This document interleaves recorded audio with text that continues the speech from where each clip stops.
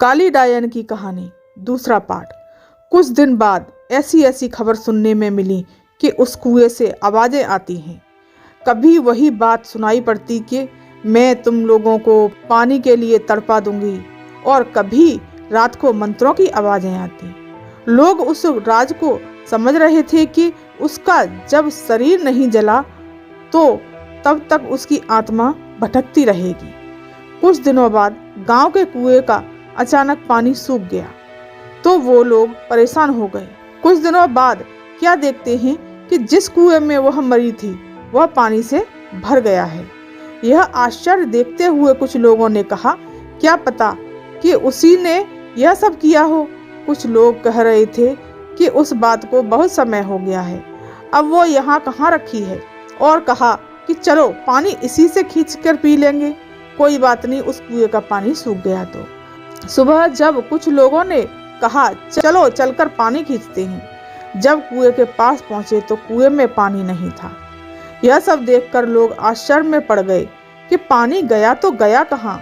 उसमें से अजीब आवाज आई, कहा था ना पानी के लिए तड़पा दूंगी, मुझे पानी नहीं पिलाया था तुम लोगों ने। अब मैं तुम सबको पानी के लिए नहीं, खाने के लिए भी मोहताज कर दूंगी। यहाँ अब कभी भी पानी नहीं बरसेगा। अब गांव वाले परेशान हो गए थे क्योंकि उनके पास अब पानी खत्म हो गया था। दूसरे गांव से पानी लाना पड़ता था। पानी न बरसने के कारण वह कुआं भी सूखने लगा। तब उस गांव के मुखिया ने भी उन्हें पानी भरने के लिए मना कर दिया और कहा, तुमने जो किया है उसके लिए हम क्यों दुख झेलें, जाओ अब उसे भुगतो। कभी कुएं में पानी आ जाता तो कभी नहीं। गांव वाले प्यास से परेशान हो गए तो कुछ लोगों ने उससे पानी खींच लिया और उसे जैसे ही पिया तो उसका शरीर पूरी तरह से सड़ गया। किसी के चर्म रोग हो गया कि किसी के हाथ पैर गलना शुरू हो गई। यह भयानक दृश्य देखकर और लोगों ने तो उसे छुआ तक नहीं। अब गांव वालों की बुरी दशा हो गई थी। सब लोग भगवान को याद करने लगे, भगवान यह सब किस जन्म के पापों की सजा दे रहे हो। और चारों तरफ हाहाकार मच गई। उस दिन से गांव में तो जैसे मातम सा छा गया हो। दूसरे दिन सुबह में उस गांव से एक बाबा आता हुआ नजर आया। सफेद वस्त्र, माथे पे तिलक तथा हाथ में कमंडल, एक हाथ में माला, बस राम का नाम लेते हुए चले आ रहा था। सब गांव वालों ने उस बाबा को आते देखा। सब लोग उसके चरणों में गिर पड़े और कहने लगे, बाबा हमें इस संकट से बचा लो। बाबा ने कहा, क्या बात है, आप सारे गांव वाले इतने परेशान क्यों हो रहे हो। तब बाबा को मुखिया ने सारी बात बताई। तब बाबा ने कहा कि मैं तुम्हारी इस काम में अवश्य ही मदद करूंगा, और कहा मैं कल अपने शिष्य विराट को लेकर आऊंगा, क्योंकि इस काम के लिए मुझे एक सद्भाव और ईश्वर का विश्वास करने वाले व्यक्ति की जरूरत है, और वह बुद्धि में भी निपुण है। आप लोग धैर्य रखिए, मैं अवश्य वापस आऊंगा। यह कहकर बाबा वहां से चले गए। दूसरे दिन सूर्य उदय से पहले वह अपने शिष्य विराट के साथ उस गांव में पहुंच गए।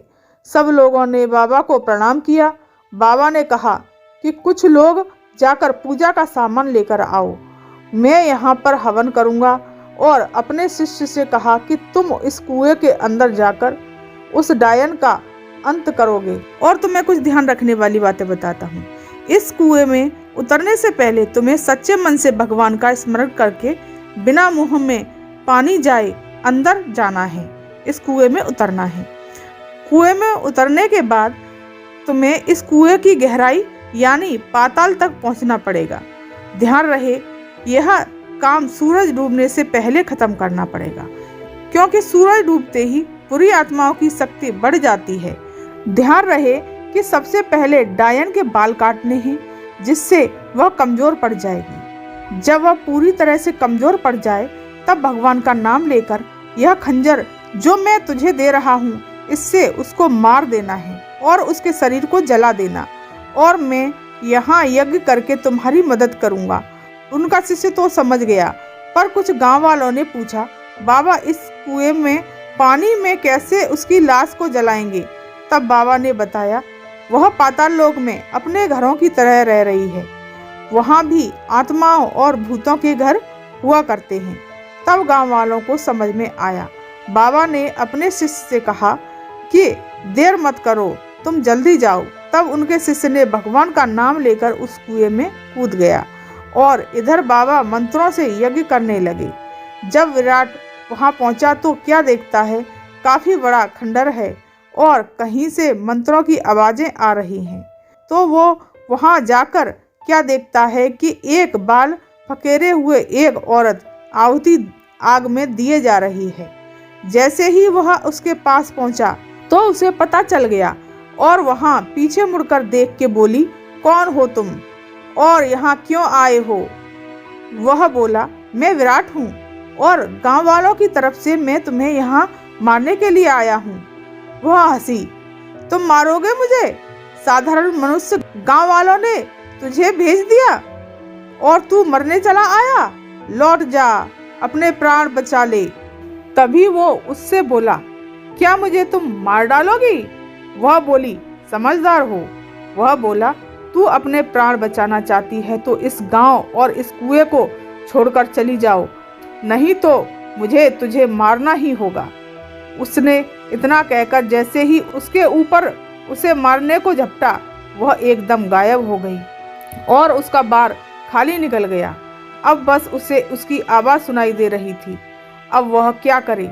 उसके पीछे से उसे एक बार उसने उसे ऐसा मारा कि उसका सिर दीवार से टकराया और वह बेहोश हो गया। तभी उसे उसके गुरु की आवाज सुनाई दी, बेटे, अपनी आत्मा की शक्ति से देख और भगवान का ध्यान लगा, तुझे सब कुछ नजर आ जाएगा।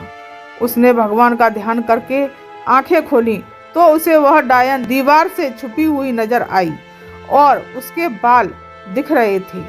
तभी उसको गुरु की बात का ध्यान आया तो उसने झट से उसके बाल काट लिए और वह झट से उसको मारने के लिए खंजर उठाया तो गिड़गिड़ाने लगी कि तुम आदमी हो और मैं औरत और मैं निहत्ती हूँ, तुम मुझे छोड़ दो। और रोने लगी। बाल काटने से उसकी सारी शक्ति कमजोर पड़ गई। पहले तो उसे उस पर दया आई, पर जब गांव वालों के दुख को याद किया तो उसने देर न करते हुए वह खंजर उसके सीने में उतार दिया और उस अग्निकुंड में उसके शरीर को जला दिया। उसकी आत्मा चीखती चिल्लाती हुई, मैं वापस आऊंगी, मैं वापस आऊंगी।